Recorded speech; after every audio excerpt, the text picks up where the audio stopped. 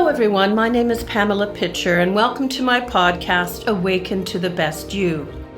This podcast is designed to inspire and propel you to a newfound level of empowerment and clarity. Through cultivating the art of thinking, you'll learn how to detangle your thought knots and train your brain to break through obstacles. You'll learn to focus on what matters most and make effective choices to become a remarkable you.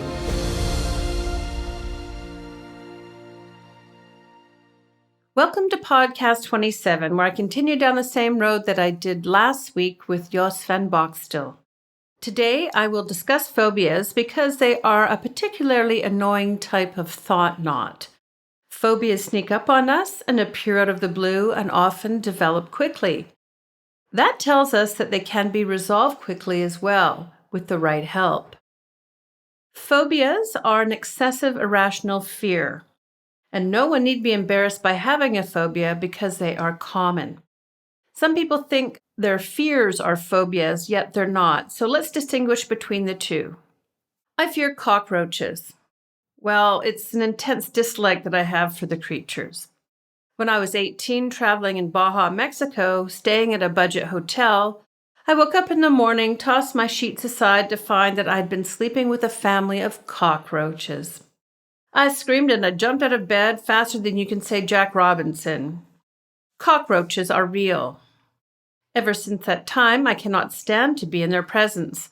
My last encounter with a cockroach was last November in Kerala, India. When I was on the toilet, he appeared out of nowhere and crawled his way towards the toilet bowl. I jumped and screamed again, and my husband got the fellow who ran the toilet to kill the cockroach. He couldn't stop laughing. He thought being afraid of a cockroach was hilarious. I could appreciate that, but it wasn't going to change my mind about la cucaracha.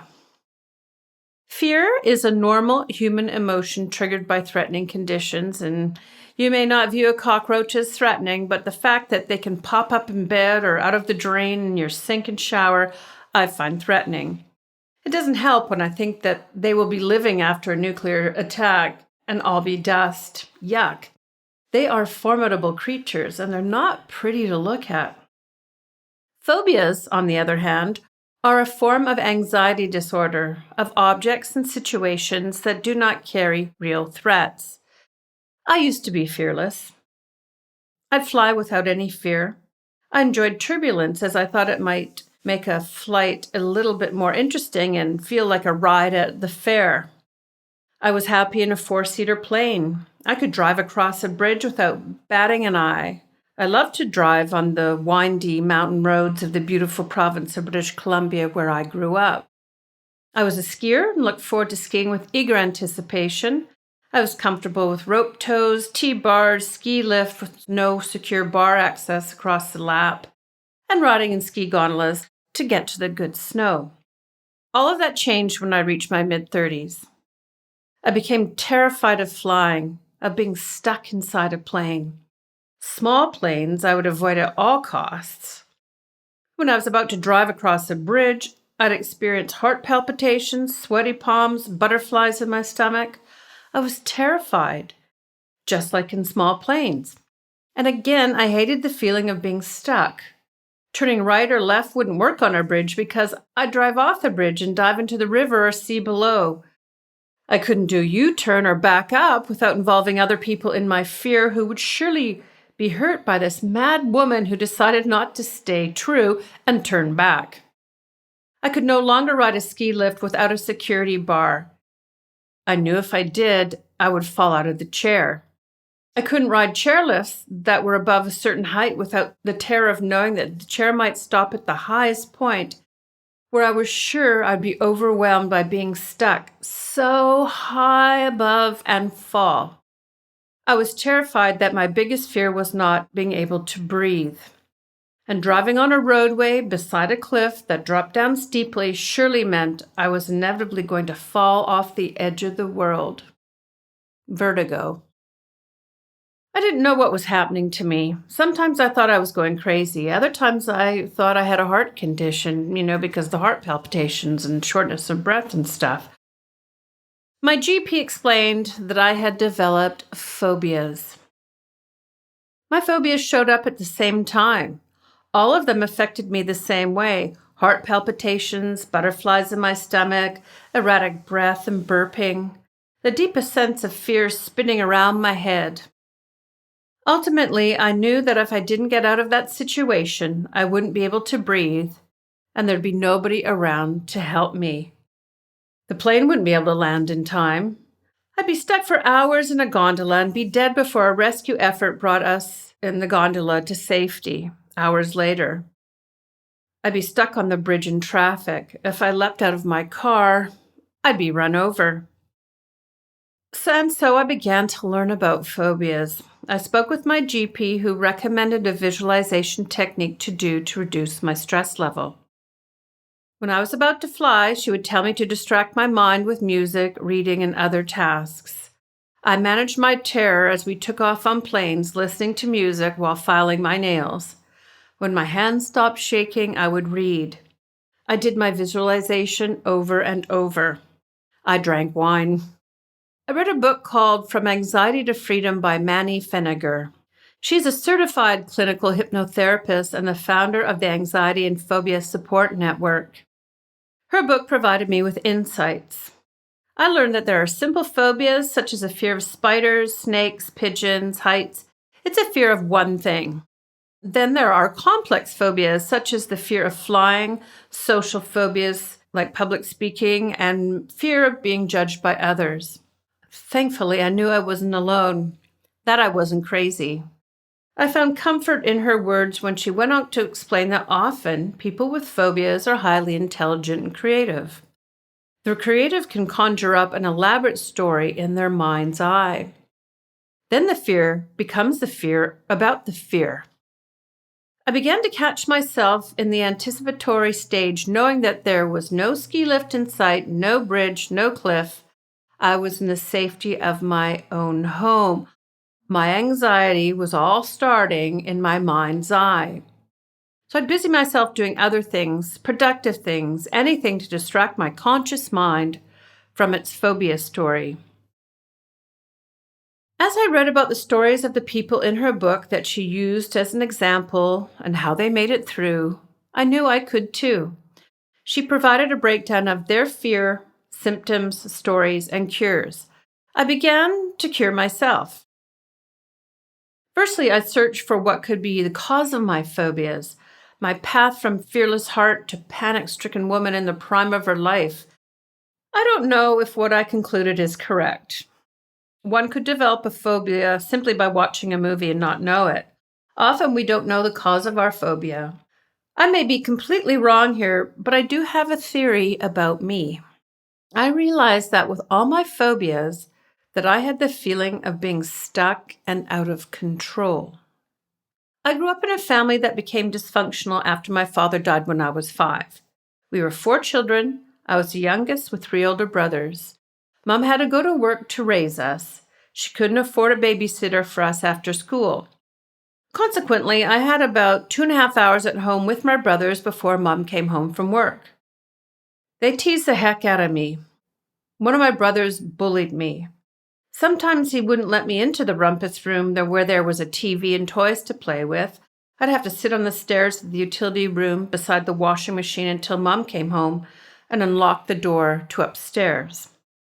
Sometimes he used me as a punching bag, pinning me down on the floor, tapping on my head incessantly, pretending it was a Chinese water torture, and when I'd scream, he'd snort and spit snot into my mouth.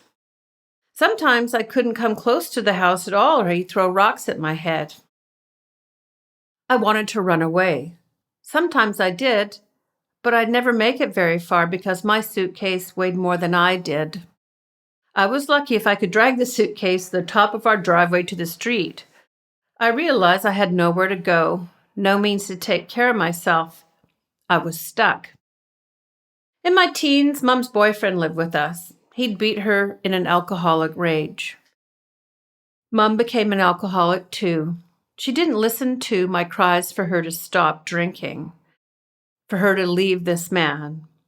Despite my brothers and his son keeping him away from my mom when they could, there was nothing we could do when we were at school or out with friends. Mum's face would turn black and blue, and no matter how hard I pleaded, she told me to shut up.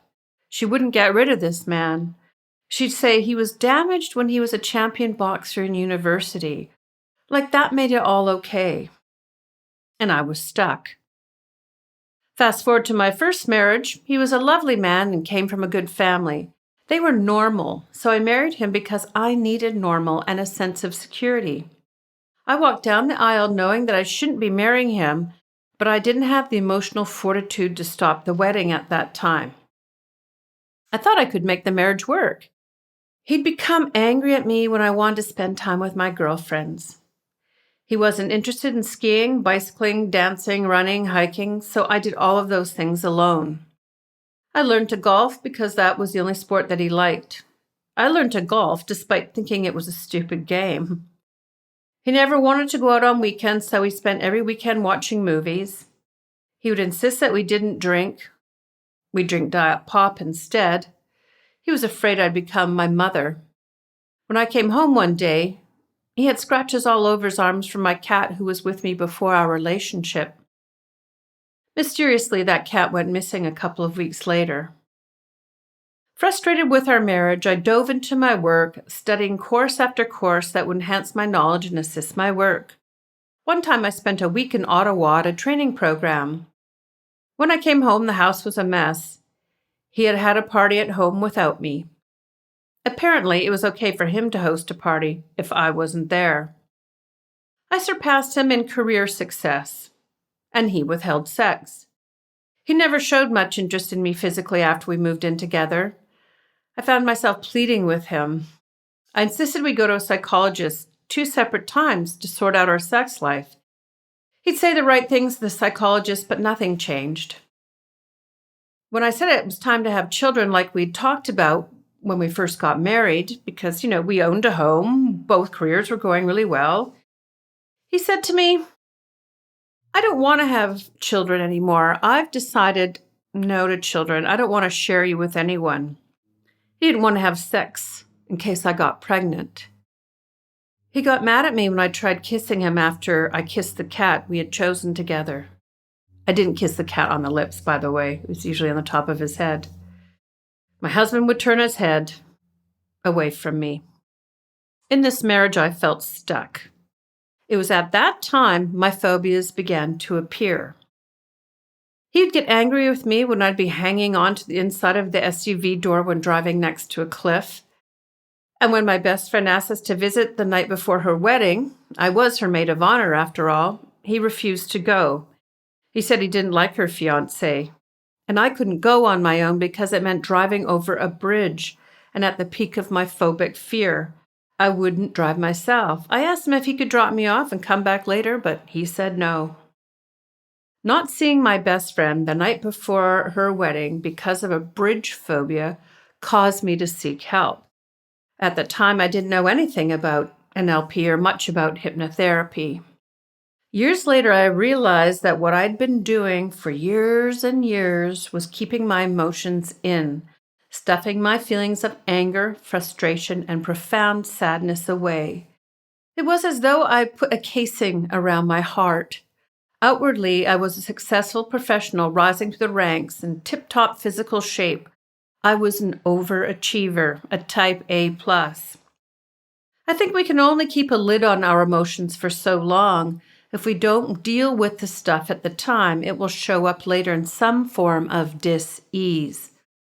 The body needs the release, and for me, it took the form of phobias. So I began dealing with stuff. I went to Al-Anon and took a course on adult children of alcoholics. It was an eye-opener. Until then, I didn't know the profound way living with an alcoholic mother and her boyfriend affected me. With understanding, I had important conversations with my mom that I had never had before. We began to deepen our relationship and remain close the rest of her life. A few years later, I left my husband and began doing some deep work on myself. First with a psychologist, then I took many self-empowerment courses and, of course, read books voraciously. All along, I took the steps presented in the book and did my visualizations. On my own, I was able to overcome the phobia of flying and bridge fear. And I must admit that I do not like to fly in small planes to this day. And you know what? That's okay. There's bigger fish to fry. I'm a skier, so when I developed a phobia of being inside a ski gondola, it was inconvenient to say the least. Sometimes I just couldn't get in a gondola. I'd take the chairlift while friends took the gondola because I had to be outside in the open. I skied with one friend who saw the terror on my face when we got into a small gondola, and he was kind enough to jam his ski pole in the small four-man gondola door so it wouldn't close. Happily, nobody else was with us. Gosh, I thought, this phobia is nuts. When I began skiing with my husband and my soon-to-be stepchildren, I didn't want his children to think I was crazy. I worried that I would have a meltdown in the ski gondola with them. They didn't appreciate me in their lives at the time, and I didn't want to make the situation worsen, so I asked my doctor for some medication to calm my nerves. This is no way to enjoy skiing, I thought to myself. It wasn't until I took my NLP practitioner course was I able to overcome my gondola phobia. One day, we learned an NLP technique called the Phobia Cure. We practiced it on one another. That was October. I found the thought of my fear of traveling in ski gondolas moved from a 10 to a 2, 10 being intense and 2 being not much fear at all, a healthy fear, if you will. I couldn't be certain if I was cured, though, without actually skiing. A few months later, I was skiing again and found no anxiety as I entered the ski gondola. Amazing. Happy days. Today, vertigo remains a challenge for me. Sometimes I'm perfectly fine, and other times I feel as though I will fall off the edge of the world. It's usually when I'm overtired, haven't slept well, and may have drank one too many cups of tea. Caffeine is a factor. Unfortunately, one can't phobia cure oneself. And where I live, I do not know anyone other than me who has the skills to help me. As my vertigo has worsened this past year, could it be COVID and feeling stuck? I'm on the search for an NLP practitioner and hypnotherapist who will help me virtually. I have helped others overcome their phobias over Skype, so I know this can be done. Many practitioners won't work virtually, though, so I'm on the outlook. And having said all of that, it doesn't matter why we think we have developed a phobia. The neural pathways in our brain have developed the responses to the perceived threat. What hypnotherapy and the Phobia Cure do is allow the person in a safe, relaxed state to reprocess the phobic response memory to become stored as an ordinary, unpleasant, and non-threatening memory. My husband and I were traveling in Vietnam about 5 years ago. All his life, he's had a phobia of snakes. On a day trip out in the Mekong River, our guide told us that we were going to have lunch and visit a local farming family. ... who kept 3 pythons. The pythons were used to keep the rodent population down. My husband's eyes popped out of his head. He looked around at me and he said, "I won't be able to get off the boat, knowing those snakes are out there." I had mentioned helping him with this phobia before, but there was no reason to until that moment. We moved to the back of the boat and I gave him a quick session. About an hour later, we were meeting with the family. I was off looking at something. When I turned around, there was my husband on the porch of their house petting one of the pythons. I should add, his phobia was a simple one, meaning it was one thing. Complex phobias often take more than one session. So, for example, one might have a phobia about flying for a few reasons. A fear of heights, a fear of being in an enclosed space, a fear of being out of control, a fear of turbulence, etc. Bottom line is, if you have a phobia, know that you're not alone and there is help out there. In next week's podcast, I'll provide the listeners with a visualization that can help diminish the stress response.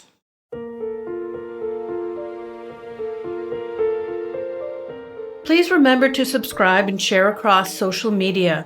I'd really appreciate that, as Awaken to the Best You is my way of giving back. The more, the merrier. And I'd also love to read your comments, so please send your feedback my way so I know how to help you the most. Thank you again. Ciao for now.